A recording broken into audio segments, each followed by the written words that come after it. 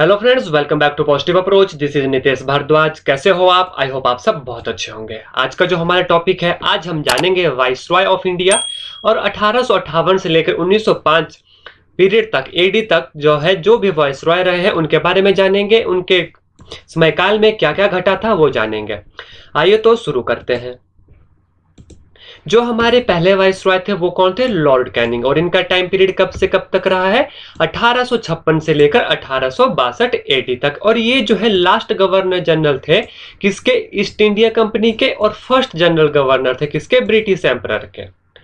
ठीक है, ये ईस्ट इंडिया कंपनी जो आई थी भारत में, उसके लास्ट गवर्नर थे। और जो पहले गवर्नर थे किसके? ब्रिटिश एम्परर के। और इन्हें जो है फर्स्ट वाइसरॉय ऑफ इंडिया भी कहा जाता है, लॉर्ड कैनिंग। और इन्हीं के समयकालीन में जो है, जो हमने कल पढ़ा था, क्या पढ़ा था? 1857 की जो घटना हुई थी, 1857 का रिवोल्ट, जिसे जो है पहली फाइट भी कहा जाता है, पहला युद्ध भी कहा जाता है भारत की आजादी की। और जिसके मेन हीरो कौन थे? मंगल पांडे थे। इन्हीं के समयकालीन में जो रिवोल्ट हुआ है। उसके बाद window remarriage act was passed in Canning period. इनके पीरियड में जो है, लॉर्ड कैनिंग के पीरियड में ही विडो रीमैरिज एक्ट 1856 जो है पास किया गया। In Canning period Indian high court act was passed. और इन्हीं के पीरियड में जो है इंडिया का हाई कोर्ट एक्ट पास हुआ, और जिसके तहत मुंबई, कलकत्ता, मद्रास का हाई कोर्ट जो है एस्टेब्लिश किया गया। इसके बाद लॉर्ड मायो के बारे में पढ़ेंगे। जो अगले वाइसरॉय थे कौन थे? लॉर्ड मायो। इनका समय कब से कब तक रहा है? 1869 से लेकर 1872 एडी तक। इन्होंने जो है मायो कॉलेज की फाउंड किया था। वो कहां पर है? अजमेर में है। और जो पहली जनगणना हुई थी भारत की, इंडिया के फर्स्ट सेंसिस ऑफ इंडिया, कब हुई थी? 1872 में। किसके समय काल में हुई थी? लॉर्ड मायो के। कौन से वाइसरॉय थे? लॉर्ड मायो, 1869 से 1872। तो अगर एग्जाम में क्वेश्चन आता है कि पहली दफा जो है भारत में जनगणना कब हुई, तो कब हुई? 1872 में। किसके पीरियड में? लॉर्ड मायो के पीरियड में। और इन्होंने जो है एग्रीकल्चर डिपार्टमेंट 1872 भी जो है फाउंड किया था। 1872 में एग्रीकल्चर डिपार्टमेंट को जो है फाउंड किया था। आई होप आप इस क्वेश्चन को जो है कॉपी में नोट डाउन कर रहे होंगे, या तो जो है आप इसका स्क्रीनशॉट ले लीजिए ताकि फ्यूचर में पढ़ने को, रिवीजन करने को आपकी आसानी हो। उसके बाद जो है लॉर्ड लिटन जो है वाइसरॉय रहे हैं 1876 से लेकर 1880 एडी तक। इन्हें जो है उसमें जो है किसका वर्ड था? लिटरेचर का वर्ड था। और इन्हें जाना जाता था ऑन मेरेडिथ के नाम से। किसके नाम से? ऑन मेरेडिथ के नाम से किसे जाना जाता है? लॉर्ड लिटन को। और Delhi High Court was organised. इन्हीं के समयकालीन में जो है दिल्ली हाई कोर्ट को ऑर्गेनाइज किया गया था 1 जनवरी 1878 में। कब? 1 जनवरी 1878।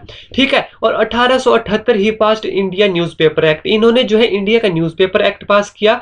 Vernacular press act. कौन सा एक्ट था वो? वर्नाकुलर प्रेस एक्ट, जिसके तहत बहुत सारी रिस्ट्रिक्शन जो है इंडियन प्रेस के ऊपर लगा दी गई। कब? 1878 में वर्नाकुलर एक्ट था, पास किया गया किसके द्वारा? लॉर्ड लिटन के द्वारा, जिसके तहत जो है काफी ज्यादा रिस्ट्रिक्शन जो है न्यूज़पेपर पर लगा दी गई। लॉर्ड लिटन के टाइम पीरियड को ही गोल्डन फेलियर के नाम से भी जाना जाता है।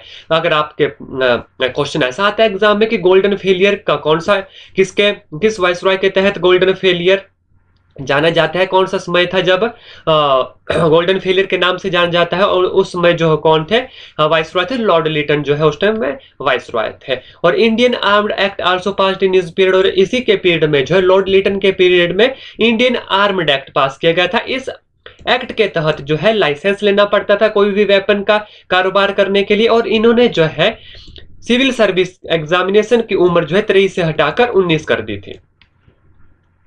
आइए आगे चलते हैं। इसके बाद जो हमारे अगले वाइसरॉय है वो है लॉर्ड रिपन। इनका समय कब से कब तक है? 1880 से लेकर 1884 एडी तक। और इन्होंने जो है, जो वर्नाकुलर एक्ट था अभी हमने पढ़ा, लॉर्ड लिटन जो थे जिन्होंने वर्नाकुलर प्रेस एक्ट लागू किया था। कब? 1878 में। तो लॉर्ड रिपन ने 1882 में जो है इस एक्ट को हटा दिया, इस वर्नक प्रेस एक्ट को हटा दिया। इस एक्ट के तहत जो है इंडियन प्रेस के ऊपर काफी ज्यादा रिस्ट्रिक्शन लगा दी थी। तो किसने हटाया इसको? लॉर्ड रिपन ने। और लॉर्ड लिटन ने इसे लगाया था। और in his period 1881 regular census was. सबसे पहले कब हुई थी? 1872 में हुई थी। और उसके बाद जो है लॉर्ड रिपन के पीरियड में हुई। कब? 1881 में। इन 1881 Lord Ripon introduced first factory act. First factory act भी जो है 1881 ईस्वी में ही है, जो है लॉर्ड रिपन ने इंट्रोड्यूस किया था। और इन्हीं के पीरियड में, किसके? लॉर्ड रिपन के पीरियड में 1883 में इलबर्ट एक्ट पास किया गया। इलबर्ट एक्ट जो इंट्रोड्यूस्ड हुआ, ये काफी इंपॉर्टेंट क्वेश्चन है। इस एक्ट के तहत जो इंडियन थे उनको जस्टिस, उनको न्याय दिलाने के लिए हियरिंग होती थी, किसके अगेंस्ट? यूरोपियन के जो अगेंस्ट होती थी। तो इसके लिए स्पेशल एक्ट बनाया गया था, इल्बर्ट एक्ट 1883, और इसका जो है काफी ज्यादा विरोध हुआ यूरोपियन के द्वारा। ठीक है, इन इस period Ilbert act 1883 was introduce किसके समय में? लॉर्ड रिपन में। और कब? 1883 एडी में। और ये जो है विश्वास रखते थे सेल्फ गवर्नेंस पर, तो इन्होंने जो है रीस्टार्टेड लोकल सेल्फ गवर्नेंस। अगर एग्जाम में क्वेश्चन आता है कि किन के कब जो है लोकल सेल्फ गवर्नेंस स्टार्ट हुई थी, तो यह हुई थी लॉर्ड रिपन वाइसरॉय के पीरियड में। चलिए आगे चलते हैं। उसके बाद जो है लॉर्ड डुफरिन जो वाइसरॉय रहे हैं 1884 से लेकर 1888 एडी तक। ठीक है, जो बहुत मेन घटना इनके समय में हुई थी, तो एस्टेब्लिशमेंट ऑफ कांग्रेस, कांग्रेस की जो है एस्टेब्लिशमेंट की गई थी किसके द्वारा? एओ ह्यूम के द्वारा। ये काफी ज्यादा इंपॉर्टेंट क्वेश्चन है। और कब कहां फाउंड की गई थी? बॉम्बे में। कब? 28 दिसंबर 1885 में। किसके पीरियड में? लॉर्ड डुफरिन जो है उस समय वाइसरॉय थे। कब? जब जो है एस्टेब्लिशमेंट हुई थी इंडियन कांग्रेस की, और किसके द्वारा की गई थी? एओ ह्यूम के द्वारा। 28 दिसंबर 1885 कहां पर? मुंबई में। कल जो है हम इंडियन कांग्रेस के ऊपर जो है पूरी डिटेल में वीडियो पढ़ेंगे और जानेंगे कि कौन इनके पहले प्रेसिडेंट थे, कैसे बनाई, कब बनी, कहां बनी। फिर से जो है कल हम इंडियन कांग्रेस के ऊपर पूरी वीडियो लेकर आपके लिए आएंगे। और जो सबसे लास्ट वाइसरॉय रहे हैं इंडिया के, वो कौन रहे? वो रहे Lord Louis Mountbatten, was the last viceroy of India. कौन थे? Lord Louis Mountbatten. I hope मेरे द्वारा दी गई जानकारी आपको अच्छी लगी होगी। इसी तरह की और वीडियो के लिए बने रहिए मेरे चैनल पॉजिटिव अप्रोच के साथ। धन्यवाद। जय हिंद, जय भारत।